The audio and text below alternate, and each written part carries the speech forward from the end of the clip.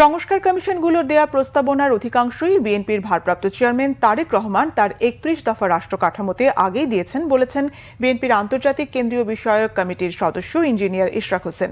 দুপুরে রাজধানীর গোড়ানে ৩১ দফা নিয়ে খিলগাঁও থানা বিএনপি আয়োজিত কর্মশালায় একথা বলেন তিনি। ইশরাক হোসেন বলেন, শেখ হাসিনা সব ক্ষেত্রে দলীয়করণ করে রাষ্ট্র, সরকার এবং রাজনৈতিক দলকে মিলিয়ে মিশিয়ে একাকার করে দিয়েছে। তাই এই দেশের সংস্কার জরুরি হয়ে দাঁড়িয়েছে। কিন্তু বর্তমান সরকার এবং সুশীল সমাজ সংস্কার বলে নির্বাচন বিলম্বের চেষ্টা করছে। অথচ তারা যেসব সংস্কার প্রস্তাবনা দিচ্ছে তার প্রায় সবই বিএনপির ৩১ দফা রাষ্ট্র কাঠামো থেকে কপি করা।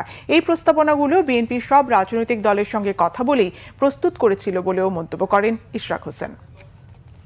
বর্তমান অন্তর্বর্তীকালীন সরকার সহ বিভিন্ন সুশীল সমাজ, বুদ্ধিজীবীরা তারা সংস্কার করে তারা নির্বাচনকে কিছুটা বিলম্বিত করার একটা চেষ্টা করছে বলে মনে হচ্ছে।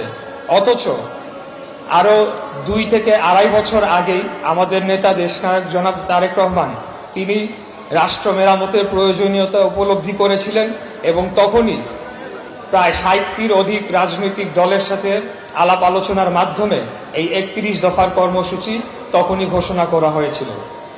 আজকে আপনারা লক্ষ্য করবেন যে বর্তমান সরকার তারা যে কয়েকটি সংস্কার কমিশন গঠন করেছে তা হুবহু আমাদের এই ৩১ দফার থেকে নিয়ে, এবং এমনকি নামটা পর্যন্ত তারা পরিবর্তন করতে পারে নাই।